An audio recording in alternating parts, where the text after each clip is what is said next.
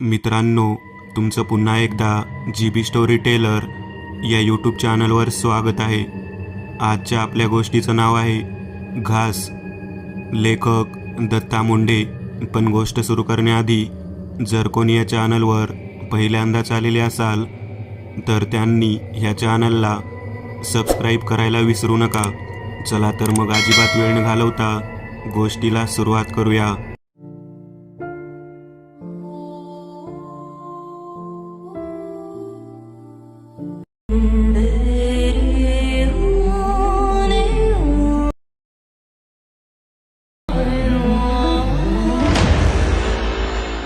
शिशिरातील पानगळ मागे सरत होती आणि वसंताचे अस्तित्व खुणा डोंगराच्या माथ्यावर स्पष्टपणे उमटलेल्या होत्या. पानगळीने माळरानाच्या निष्पर्ण झाडांचे जणू सांगाडीत शिल्लक असल्याचे चित्र दिसत होते. पण या पानझडीतही आपल्या बहरलेल्या सौंदर्याने थाटात उभे असलेले मनमोहक अशा केशरी फुलांनी सजलेले पळसाचे झाड मात्र थाटात उभे होते. एरवी कधीही न दिसणारी त्या झाडाची फुलं जणू शृंगार लेणी लिहून सज्ज झालेली होती. माळावर सरपण गोळा करायला आलेली इंदू त्याचं नजरेत भरणारं सौंदर्य निहाळत होती. फुलांनी गच्च लगडलेल्या त्या झाडाने जणू तिला मंत्रमुग्ध केलं होतं. "अगं इंदे, आता भारा बांधणार आहेस की असंच भूतासारखं बघत थांबणार आहेस? नरड्याला कोरड पडलीये, घरी जायचं नाही का?" तिच्यासोबत आलेली तिची मैत्रीण रखमा, जिने आपलं सरपण बांधलेलं होतं, इंदूकडे पाहत ती बोलली, "नाही ग रखमे, आता दिस मावळस्तोवर हितच बसणार आहे, आपले पांढरे शुभ्र दात दाखवत." खट्याळपणे हसत इंदू बोलली. हसताना तिच्या गालावर पडणारी खळी तिच्या सौंदर्यात भर घालत होती. पाणीदार डोळे आणि रेखीव नाक चेहऱ्याचं सौंदर्य वाढवत होतं. तिने सरपण बांधण्यास सुरुवात केली. सूर्य अगदीच माथ्यावर आलेला होता. पहावं तिकडं रणरणत ऊनच ऊन. पावसाळ्यात हिरवा शालू पांघरणारं हेच माळ पाहिलं की मन प्रफुल्लित व्हायचं. आणि आता मात्र विश्रांती घ्यायची म्हटलं तरी मोजकी झाडे पानाने बहरलेली ओसाड झालेलं माळरान एखाद्या विधवेच्या कपाळासारखं भासत होतं. याच माळाच्या कुशीत 150-200 उंबरे असलेलं कुनरवाडी हे गाव. दगडामातीची घर, शेणानं सारवलेल्या भिंती, मोजकी जुन्या बांधकामाची काही भक्कम घरे. रखमा आणि इंदूने सरपण डोक्यावर घेतलं आणि गावाचा रस्ता धरला. माळावरून गावातील घरे स्पष्ट दिसत होती. गावाच्या बाजूला असलेलं साठवण तलाव, ज्यात मुबलक पाणी होते. गावाच्या मध्यभागी असलेलं मारुतीच्या मंदिराचं शिखर आणि त्यावर शोभणारा कळस अस्पष्ट दिसत होता. "इंदे, अगं ताण लागलीये, पांदीच्या वाटेनं जाऊ, म्हणजे बिगीनं घरी जाऊ," रखमा बोलली. तशी इंदूनं चमकून तिच्याकडे पाहिलं. "रखमे, अगं येडी झालीस का? आईनं काय सांगितलंय त्या वाटेनं जायचं नाही. अगं पर लई येळ लागल दुसऱ्या वाटेनं." तसं इंदूलाही तहान लागली होती. नाही हो म्हणत शेवटी तीही तयार झाली. माळाचा उतार उतरून दोघी आता पांदीच्या रस्त्याला लागल्या. चालताना पायाखाली येणाऱ्या वाळलेल्या पानांचा करकर होणारा आवाज वातावरणातील शांतता भंग करत होता. त्यांच्या चेहऱ्यावर चांगलाच थकवा जाणवत होता. तहानेने घसा कोरडा पडला होता. गावापासून काही अंतरावर गावातला मसनवाटा होता. पांदीची वाट संपल्यावर मसनवाटा लागे. रखमा पुढं पुढं चालत होती. इंदू काही अंतरावर होती. मसनवाटाजवळ येत होता तशी रखमाची पावले मंद होत होती. गावातील लोकांकडून ऐकलेल्या भूताखेतांच्या गोष्टीमुळे तिला भीती वाटायची. आता ती स्मशानाच्या अगदी काही अंतरावर होती आणि तिथेच थबकली. इंदू आता तिच्या जवळ आली होती. "रखमे, अगं अशा जागी थांबायचं नाही, आईनं काय सांगितलं आहे?" इंदू एकदम दबक्या आवाजात बोलली. तशी रखमा चालू लागली. इंदू आता रखमाच्या पुढं होती आणि रखमा मागे. भर दुपारची वेळ. त्या दुपारच्या त्या उन्हात त्या स्मशानात गूढ शांतता होती. जागोजागी प्रेतांना जाळलेल्या जागा राखेने पांढरट झालेल्या होत्या. गावातील लोक दिवसासुद्धा एकट्याने फिरकायचे नाहीत, कारण त्या स्मशानात देवचार नावाचे भूत फिरत असते, असे अनेक लोकांचे म्हणणे होते. देवचार म्हणजे लग्न झाल्यानंतर अल्पावधीत जो शूद्र मरतो तो देवचार होतो व ते गाव कुसात फिरत राहते, असे काही वृद्ध लोक म्हणत. गावातील काही लोकांनी त्याला फिरताना पाहिल्याचा दावा केला होता. निखऱ्यासारखे डोळे, तोंडातून लावणारी जीभ, तीक्ष्ण नखे, असा काळाकुट्ट देवचार, असे वर्णन लोक करीत रखमीनं इकडे तिकडे न पाहता चालण्याचा निश्चय केला. खरा, पण तरीही ती चोरट्या नजरेने स्मशानाकडे पाहण्याचा प्रयत्न करत होती. तिच्या कानावर कोणीतरी काही खात असल्याचा आवाज आला आणि तिने न राहून तिकडे पाहिलं. तिला स्मशानात कोणीतरी पाठमोरं बसलेलं दिसलं. एक धिप्पाड आकृती, अंगावर चादर पांघरलेली होती. ती व्यक्ती काहीतरी खात आहे असं जाणवत होतं. ते चित्र पाहून रखमीचे डोळे विफारले, अंग थरारलं, पायातलं त्राण गेल्यागत झालं. तरीही तिने उसनं अवसान आणलं आणि ती झपाझप पावले उचलू लागली. ती इतक्या वेगाने चालू लागली की आता इंदूसुद्धा मागे पडली होती आणि रखमीनं घर गाठलं. इंदूला आश्चर्य वाटलं की ही इतक्या वेगाने का गेली. इंदू मात्र इकडे तिकडे न पाहता सरळ चालत होती. रखमी दुपारी आल्यापासून जणू चलबिचल झाली होती. दिवस मावळतीला आला होता आणि ती खाटेवर आडवी झाली होती. तिला झोप लागली. झोपेतही बडबडत होती. तिची आई फुलाबाई कामावरून घरी आली आणि पाहिलं. अगं पोरी, तिने सांची येळ झाली आ, कशापायी झोपलीस या येळाला? झोपू नये. गावात दिवे लागण झाली होती. तिच्या आईनं चाचपून पाहिलं. रखमाचं शरीर तापाने फणफणत होतं. पोरीला उन्हातानाचं पाठवू नगं म्हटलं, पर म्हाताऱ्याचं ऐकतंय कोण? रखमीचा आजा आबाजी सुनेवर खेकसला. इंदूचे आईवडील गावालगतच असलेल्या वीटभट्टीवर काम करीत. इंदू तिच्या शेजारी राहायची. तीही तिच्या घरी आली होती. रखमीची अवस्था पाहून तिलाही काळजी वाटू लागली. आई रागावेल म्हणून रखमीनं आपण कोणत्या वाटेने आलो हे आईला सांगितलं नव्हतं. रखमीची आई फुलाबाईने इंदूला विचारलं, तेव्हा इंदूने सांगितलं की त्या दोघी स्मशानाच्या वाटेने आल्या. आता मात्र फुलाबाईच्या कपाळावर आट्या उमटल्या. तिने रखमीच्या कपाळावर थंड पाण्याची पट्टी ठेवली आणि इंदूला तिच्याजवळ बसायला सांगून पायतान घालून तडक बाहेर पडली. गावातील वरच्या आळीत ती आली होती, जिथे एक झोपडी वजा घर होते. सुब्रामाय आहे का घरात? तिने आवाज देताच घरातून एका वृद्ध महिलेचा आवाज आला. कोण आहे यामध्ये? आत एक 70 ओलांडलेली, कपाळावर ठसठशीत कुंकू लावलेली लुगड्यातील बाई बसली होती. या वयातही कान डोळे अगदी तेज. पोरीला लय ताप भरली आ, झोपूनच आहे. म्हातारीने उठून पायात चप्पल घातली आणि काठी घेऊन झपाझपा फुलाबाई सोबत चालू लागली. म्हातारपणामुळे वाकून चालत होती, पण तिचा वेग कमालीचा होता. इंदूने रखमाला उठून बसवले. सुब्राने दिवा पेटवला, ज्वारीचे दाणे पसरवले, त्यात दिवा ठेवला आणि काहीतरी पुटपुटली. सुब्राच्या कपाळावर आट्या पडू लागल्या. तिच्या चेहऱ्यावरील भाव बदलत होते. तशी फुलाबाई आणि रखमा तिचे भाव टिपत होत्या. थोड्या वेळाने स्वप्नातून जागी झाल्यासारखी सुब्रा म्हणाली, 3 पिठाचं मुटकं तेल लावून पिवळा भात, भाकरीचा तुकडा उतरवून टाक. असे म्हणून सुब्राने रखमीच्या कपाळावर विभूती लावली. 5 रू टेकवले. सुब्रा आल्या पावली निघून गेली. सकाळची सूर्याची कोवळी किरणं कुरणवाडीवर पडली होती. लोकांची कामाची लगबग सुरू झाली होती. गावाबाहेर मंदिर असलेल्या भैरोबाची जत्रा अवघ्या काही दिवसावर येऊन ठेपली होती. त्यामुळे गावात उत्साहाचं वातावरण होतं. जत्रेला 4 दिवस राहिलेले होते आणि कामासाठी, व्यवसायासाठी शहरात गेलेली मंडळी गावाकडे परतत होती. 2 दिवस आनंदाने राहून भैरोबाचा आशीर्वाद घेऊन ही मंडळी परतत. त्याचबरोबर वाडीतील लोकांचे पाहुणे रावळेही जत्रेला येत. पंचक्रोशीमधील सर्वात मोठी जत्रा कुरणवाडीत भरत. वाडीत भैरोबाच्या आरतीचा मान हा दरवर्षी एका कुटुंबास भेटत. यावर्षी तो मान गावातीलच रंगू सावकाराला व त्याच्या पत्नीला भेटला होता. आरतीच्या मानकऱ्याच्या हातूनच पहिला भोग भैरोबाला चढत, मग गावातून पालखी निघत आणि दुसऱ्या दिवशी जत्रा भरायची. देवचाराच्या विषयी गावातील लोकांच्या मनात प्रचंड धास्ती होती. जत्रेच्या रात्री आरतीच्या मानकऱ्यास देवचाराला घास द्यावा लागत आणि पुढील वर्षभर त्याच कुटुंबाने दर अमावस्येला देवचारास घास द्यायचा, अशी गावाची प्रथा होती. गावाच्या बाजूला असलेल्या नदीपलीकडे पिंपळाचे विस्तीर्ण झाड होते. देवचारची ती जागा आहे असे लोक मानीत. आणि त्या झाडाखाली दर अमावस्येला घास ठेवला जाई.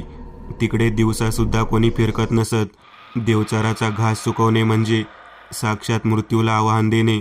त्याचा नैवेद्य चुकल्यास त्याचे परिणाम त्या कुटुंबासोबतच संपूर्ण गावाला भोगावे लागत. त्यामुळं देवचाराचा नैवेद्य अगदी न चुकता झाडाखाली ठेवावा लागत. ज्याने घास दाखवायचा आहे तो सुभ्राकडे जाई आणि सुभ्रा देवचाराने कोणतं नैवेद्य मागितलं आहे ते सकोन पाहून सांगत. एके वर्षी आरतीचा मान गावातीलच पंडू सुताराला मिळाला होता. पंडू सुताराने न चुकता देवचाराला घास दाखवला होता. त्याचा घास मांसाहारी असायचा. आकं बोकड पिंपळाच्या झाडाला बांधलं जायचं किंवा कधी कोंबड्या ठेवल्या जात. पण एका अमावस्येला पंडू सुताराचं नैवेद्य चुकला आणि 2 दिवसांनी त्याचा मृतदेह नदीच्या पाण्यावर तरंगताना दिसला. तेव्हापासून नैवेद्य चुकवण्याची कोणाचीही हिंमत झाली नव्हती. जत्रा 2 दिवसावर आली होती. सकाळचे 9 वाजले होते. शहरातील रस्त्यावर वर्दळ होती. पाठीवरची बॅग आवरत भरत एसटी स्टँडकडे निघाला होता. एसटी स्टँडवर माणसांची वर्दळ होती. जो तो एसटीची वाट पाहत होता. भरतने एक वार हातातील घडीकडे पाहिले. वेळेनुसार तर बस लागायला हवी होती. एवढ्यात भरतच्या चेहऱ्यावर सुखद भाव उमटले. कुरणवाडीला जाणारी एसटी बस फलाटावर लागलेली होती. सकाळी 9 आणि संध्याकाळी 5 अशा या वेळेत 2च वेळा एसटी कुरणवाडीला जात. एसटीच्या खिडकीतून सूर्याची किरणे आत डोकावत होती आणि गावाकडील आठवणींनी भरतच्या मनात गर्दी केली होती. गाव म्हणजे शेवटी जिव्हाळ्याचा विषय. कंडक्टरच्या आवाजाने तो भानावर आला. त्याने पॅन्टच्या खिशातून अलगद पॉकेट काढले आणि कुरणवाडी एक म्हणत नोट टेकवली. त्याच्या पॉकेटमध्ये आणखी काहीतरी होतं. ते पाहून त्याच्या मनात आनंदाची लहर उमटली. पासपोर्ट साईज फोटो हातात घेऊन त्याकडे पाहत तो आठवणीमध्ये बुडाला. तो फोटो इंदूचा होता. इंदू ही भरतची बालमैत्रीण. बालपणीची मैत्री तारुण्यात कधी प्रेमात बदलली हे त्यांनाही समजलं नव्हतं. भरतची आर्थिक परिस्थिती बेताची होती. यासाठी तो शहरातील एका गॅरेजवर कामासाठी राहिला होता आणि हळूहळू त्याने आपल्या परिश्रमाने स्वतःचे गॅरेज उघडले होते. इंदूशी लग्न करून शहरात स्थायिक होण्याचा त्याचा मानस होता. रखमाची तब्येत बरी झाली होती. पण त्या दिवशी दुपारी पाहिलेले ते दृश्य आठवले की तिच्या काळजाचे पाणी होत. तिने ती गोष्ट अद्याप कोणालाही सांगितली नव्हती. वाडीच्या माळावर आता विविध दुकाने साजणार होती. सर्कसवाल्याने तर तंबू ठोकण्यास आजच सुरुवात केली होती. शिवाय दसरू डोंबारी आपलं बिराड घेऊन हजर झाला होता. गावातील लहान मुलं जत्रेची होत असलेली तयारी पाहून खुश होती. दामू सरपंचाने कोंडीबा हलगीवर थाप मारत जत्रेची दवंडी देऊ लागला. तशी पोरं हलगीच्या तालावर नाचू लागली. रखमीचा आजा आबाजी तोंडातून बिडीचा धूर काढत चावडीवर बसला होता. त्याच्यासोबत गावातील काही वृद्ध व तरुण माणसे बसली होती. रंगू, औंदा आरतीचा मान तुझा आहे.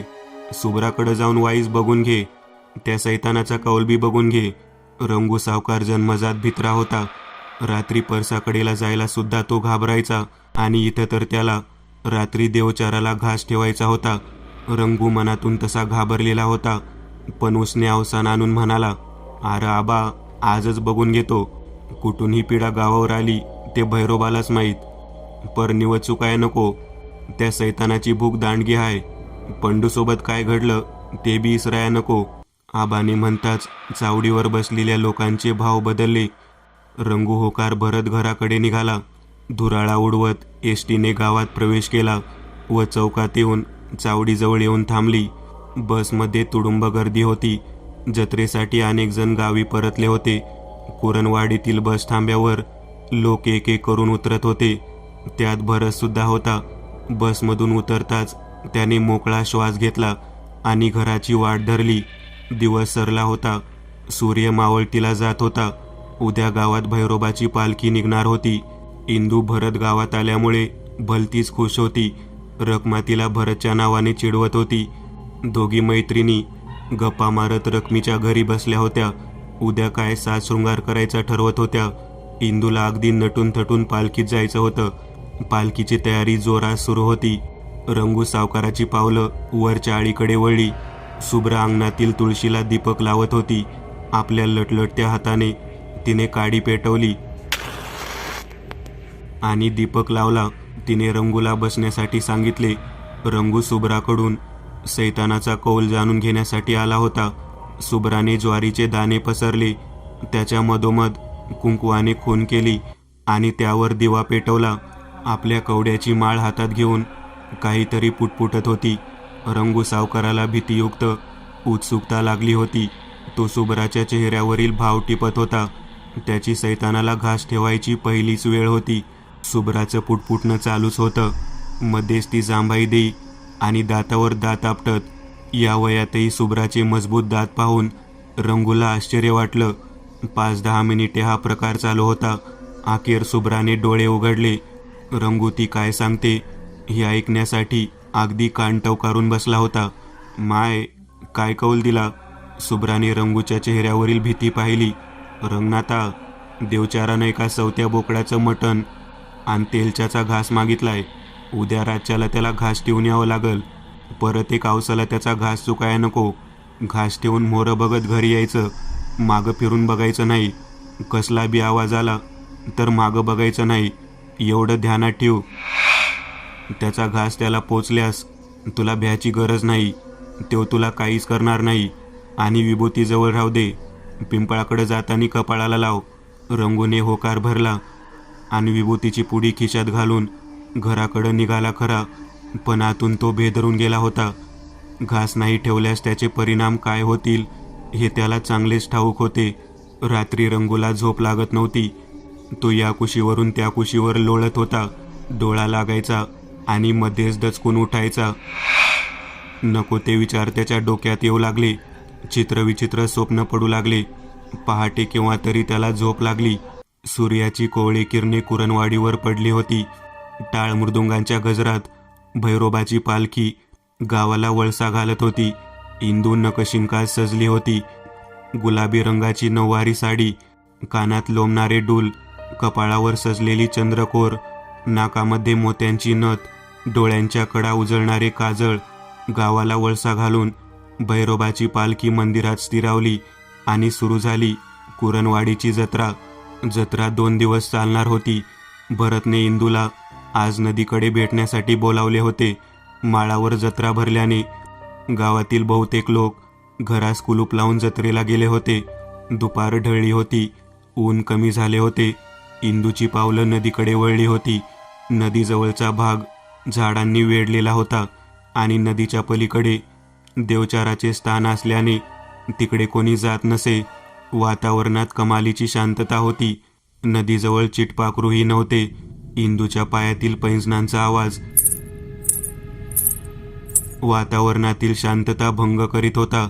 आजूबाजूला असणाऱ्या झुडपांनी तो भाग पूर्ण आच्छादलेला होता. इंदू आता नदीच्या जवळ आलेली होती. तिने हळुवार आवाजात हाक मारली, भरत. तिला कसलाच प्रतिसाद आला नाही.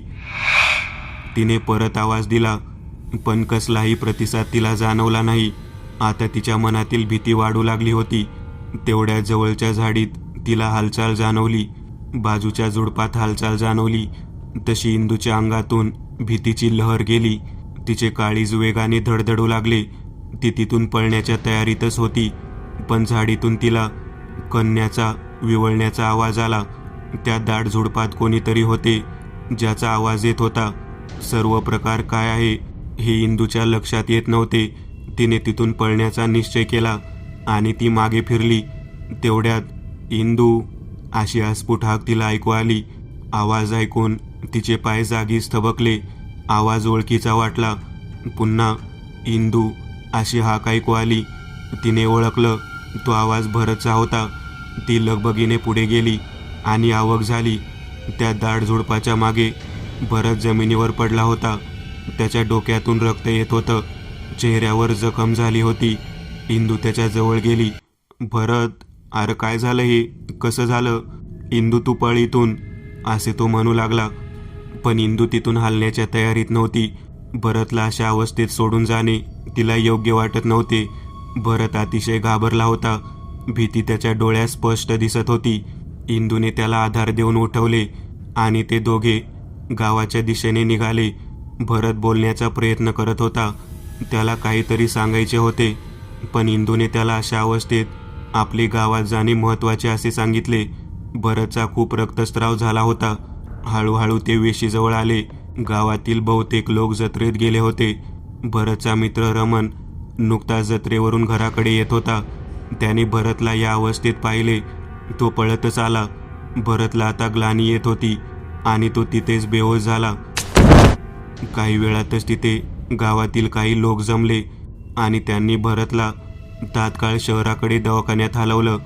यमुनाबाईच्या भरतला नदीकाठी सैतानानं गोळसलं अशी एकच बातमी गावात पसरली आणि चर्चेला उधाण आलं.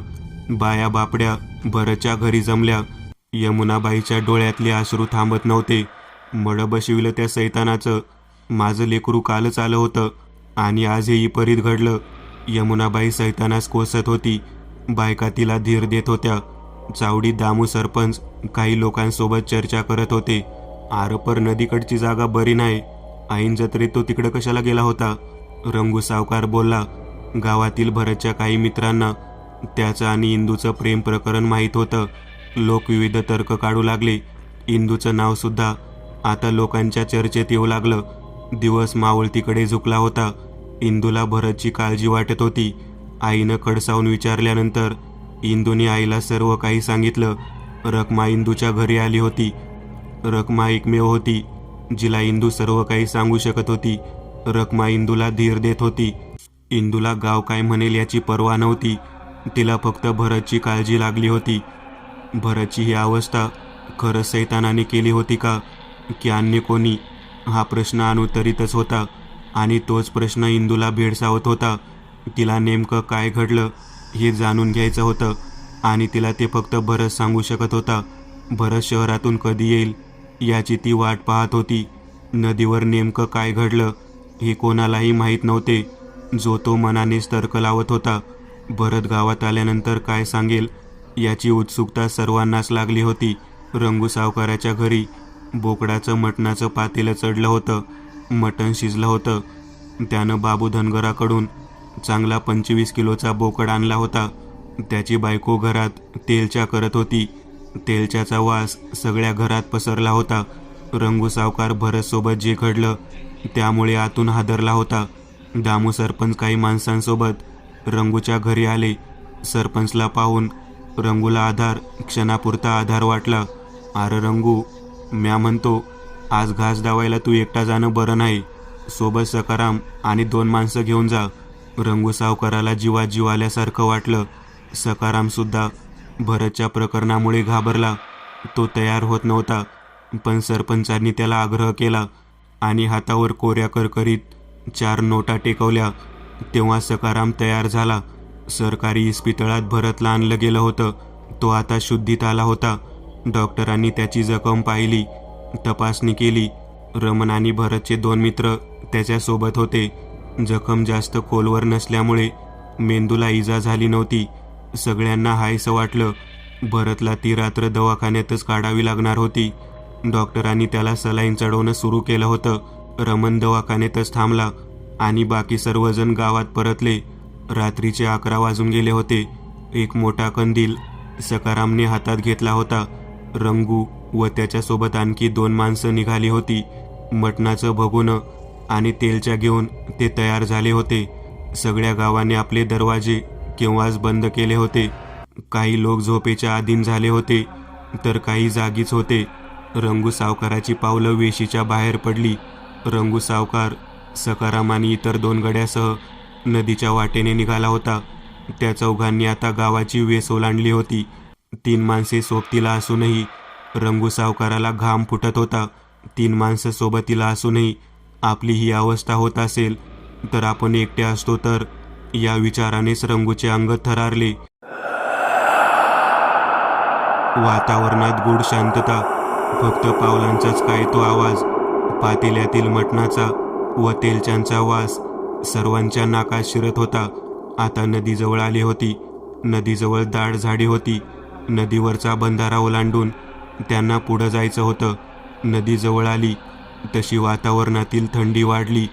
थंडगार हवा अंगाशी झोंबू लागली. सर्वांच्या मनात भीती दाटलेली होती, पण दाखवत कोणीच नव्हते. सरकारी इस्पितळातील खोलीत भरतला झोप येत नव्हती. विचारांचं काहूर त्याच्या डोक्यात माजलं होतं. आजचा प्रसंग त्याच्या जीवावर बेताना राहिला होता. मनात त्याने भैरोबाचे आभार मानले. धोका अजूनही टळला नव्हता हे त्याला माहीत होते. नर्सने त्याचे सलाईन काढले होते. रात्रीचे 12 वाजले होते. इस्पितळातील मोजक्या असलेल्या काही खोल्यामधील पेशंट व सोबतचे नातेवाईक झोपेच्या स्वाधीन झाले होते. रमणही आता त्याच्या बेडच्या शेजारी पेंगू लागला होता. त्यामुळे तोही चादर अंथरून तिथे झोपला. इस्पितळातील अन्य मोजके कर्मचारी ओपीडीत पेंगत होते. सुरक्षा रक्षक मेन गेटजवळ खुर्चीत बसला होता. तोच मागच्या कंपाऊंडवरून एक धिप्पाड देहाची आकृती उडी मारून आत शिरली. कानुसा घेत घेत ती आकृती मागच्या बाजूने आत शिरली. इकडे रंगू सावकार आपल्या सोबत्यांसह पिंपळाच्या झाडाच्या जवळ आलेला होता. भव्य असे ते पिंपळाचे झाड. त्या अंधारात एखादा सैतान आवासून बसावा तसे भेसूर भासत होते. कंदिलाच्या पिवळ्या जर्द प्रकाशात ते पुढे पुढे जात होते. ते आता झाडाच्या खाली पोचले होते. रंगूच्या अंगाला थरथरी सुटली होती. तो मनात भैरोबाचे नामस्मरण करीत होता. सुब्राने दिलेला अंगारा त्याने सोबत आणला होता याची त्याला आठवण झाली आणि हायसं वाटलं. झाडाखाली गेल्यानंतर कोणीही कोणाशी काहीच बोलायचं नाही असं आधीच ठरलेलं होतं. तेवढ्यात रंगू सावकाराला पिंपळापासून काही अंतरावर 2 डोळे चमकले. ते पाहून काळीज लटलटू लागलं आणि एकाएकी 8-10 अंधारात चमकणारे डोळे सर्वांना दिसू लागले. ठरल्याप्रमाणे कोणीही काहीच बोलत नव्हते. बोकडाचं मटण आणि तेलच्या त्यांनी तेथे टेकवल्या. रंगूनं अंगाऱ्याची पुडी काढून हातात घेतली. लागलीच ते माघारी वळले आणि झपाझपा रस्ता कापू लागले. मागून गुरगुरण्याचा आवाज येऊ लागला व त्याचबरोबर लप लप कोणीतरी काही खात आहे असा आवाज येऊ लागला. कानावर तो आवाज येत होता. सर्वांच्या काळजाची धडधड वाढली होती. सर्वांगास घाम फुटला होता. वेगाने चालत आता ते वेशीजवळ आले आणि सुटकेचा निश्वास सोडला आणि त्यांच्या कानावर नदीपलीकडून कुत्र्यांच्या जोरजोरात भुंकण्याचा आवाज येऊ लागला. मटणाच्या वासाने गावातील काही भटकी कुत्री दबक्या पावलाने पिंपळाखाली पोहोचली होती व त्यांनी मटणावर ताव मारला होता. इकडे इस्पितळात ती आकृती आता भरतच्या खोलीबाहेर आली होती. इकडे तिकडे पाहत कानोसा घेत होती. रमण बेडजवळच खाली झोपलेला होता. त्या आकृतीची सावली आता खोलीच्या मध्ये पडलेली होती. रमण पूर्णपणे झोपेच्या अधीन झाला होता. भरतलाही डोळा लागला होता. चोर पावलाने ती आकृती मध्ये आली. अंगावर लांबलचक काळी चादर पांघरलेल्या त्या व्यक्तीने धारदार सुरा बाहेर काढला. पूर्ण ताकदीने त्याने बेडवर झोपलेल्या भरतवर वार केला. पण त्यापूर्वीच रमण त्या व्यक्तीच्या पोटावर जोरदार लाथेने प्रहार केला. त्यामुळे त्याचा वार चुकला. झालेल्या आवाजाने भरत खडबडून जागा झाला. मजबूत शरीरयष्टी असलेल्या त्या धिप्पाड देहाच्या व्यक्तीवर त्या लाथेचा जास्त परिणाम झाला नाही. त्याने चिडून रमणवर सुरीने हल्ला केला. वार चुकवण्याच्या प्रयत्नात रमणच्या उजव्या दंडावर जबरदस्त घाव झाला. रमण खाली कोसळला. अशा अवस्थेतही रमणने त्या व्यक्तीच्या पायाला घट्ट पकडले होते. तो व्यक्ती आता चिडला होता. लांबलचक सुऱ्याने तो रमणवर दुसरा वार करणार. तोच सलाईनच्या लोखंडी स्टँडचा जबरदस्त वार त्याच्या डोक्यात झाला आणि रक्ताची धार निघाली. झालेल्या वाराने तो तिथेच कोसळला. झाल्या प्रकाराने वॉर्ड बॉय, सुरक्षा रक्षक व आसपासचे रुग्णांचे नातेवाईक सुद्धा तिथे हजर झाले. लाईटच्या त्या प्रकाशात जेव्हा रमणने त्या इसमाचा चेहरा पाहिला तेव्हा तो थक्क झाला. आश्चर्याचा मोठा धक्का त्याला बसला. तो खाली पडलेला व्यक्ती रकमाचा आजा आबाजी होता. भरत मात्र विजयी मुद्रेने त्याच्याकडे बघत थांबला होता. भरतच्या चेहऱ्यावरील बदललेले भाव पाहून रमणला आश्चर्य वाटले. तो काही बोलणार एवढ्यात भरत म्हणाला, रमण, देवचार, सैतान बनून गावाला वेड्यात काढणारा हाच तो माणसाच्या रूपात दडलेला सैतान. ज्याला मी ओळखले होते. इंदूला भेटण्यासाठी जेव्हा मी नदीकडे गेलो तेव्हा मला झाडीत कोणीतरी काहीतरी खात असल्याचा आवाज आला. मी दबक्या पावलाने लपून पाहिले तेव्हा कोणीतरी चादरखाली मान घालून बसलेलं होतं आणि काहीतरी खात होतं. लोक ज्या सैतानाविषयी बोलतात तो हाच असेल असे वाटले आणि मी खूप घाबरलो. त्याच्या पुढ्यात असलेलं कोंबडं तो कच्चं खात होता आणि पत्रावळीवर अंडी आणि पिवळा भात होता. माझे अंग थरथरू लागले आणि याने वर पाहिलं आणि या माणसातल्या सैतानाचा चेहरा पाहिला. मी पळण्याच्या तयारीत होतो पण याने मला पकडले आणि अर्धमेलं केलं. एवढंच काय तर पंडू सुताराला सुद्धा याच हैवानाने मारलं होतं. पंडूला मारून याच नदीत फेकलं होतं. आता तुझी सुद्धा हीच गत करतो असे म्हणून त्याने माझ्या डोक्यात काठीने प्रहार करून अर्धमेलं केलं आणि माझा अंत झाला असं याला वाटलं. इंदू येत असल्याचं पाहून तिथून पळाला. पण जेव्हा मी जिवंत आहे हे याला समजलं तेव्हा आपलं गुपित उघडं पडू नये म्हणून हा मला मारण्यासाठी इथपर्यंत आला. याचं हे कांड मी सकाळ होताच पोलिसांसमोर उघडं करणारच होतो. थोड्याच वेळात पोलिसांची गाडी घटनास्थळी हजर झाली आणि त्यांनी आबाजीला बेड्या ठोकल्या आणि भरत आणि रमनला सकाळी पोलीस स्टेशनमध्ये यायला सांगून पोलीस आबाजीला घेऊन गेले. पोलिसांसमोर आबाजी पोपटासारखा बोलू लागला. आबाजीने दिलेल्या कबूलनामा पाहून पोलीसही चक्रावले. आबाजीची भूक ही बालपणापासूनच दांडगी होती. घरची परिस्थिती बेताची असल्यामुळे त्याची भूक भागायची नाही. लोकांनी टाकलेला उतारा त्याने 1-2 वेळा घाबरत घाबरत खाल्ला होता पण नंतर त्याची भीती मेली होती. तो गावातील उतरून टाकलेले नारळ, भात, तेलच्या अंडी खाऊ लागला आणि एके दिवशी मांसाची चटक त्याला लागली. त्याला मांस इतके आवडू लागले की त्याविना त्याची भागत नसे. मटणासाठी तो आता कोणत्याही थराला जायला तयार होता. यानेच 25 वर्षापूर्वी गावात देवचार असल्याची अफवा पसरवली आणि दर अमावस्येला मटणावर ताव मारू लागला. अधूनमधून सुद्धा लोक उतारा टाकायचे. पंडू सुताराने नैवेद्य चुकवला नव्हता तर याला उतारा खाताना रंगे हात पकडलेलं होतं. त्यामुळे त्याने पंडूला मारले आणि त्याचं प्रेत नदीत फेकलं आणि पंडूने घास चुकवला म्हणून अफवा सोडली. दुसऱ्या दिवशी पोलिसांची गाडी गावात पोहोचली आणि आबाजीला चावडीवर सर्वांच्या समक्ष आणलं. तेव्हा संपूर्ण गावासमोर त्यानं आपणच सैतान बनून गावाला फसवत असल्याचं सांगितलं. भरत आणि रमनच्या धाडसामुळं गावातील लोकांच्या मानगुटीवर बसलेलं देवचार नावाचं भूत कायमचं संपलं होतं.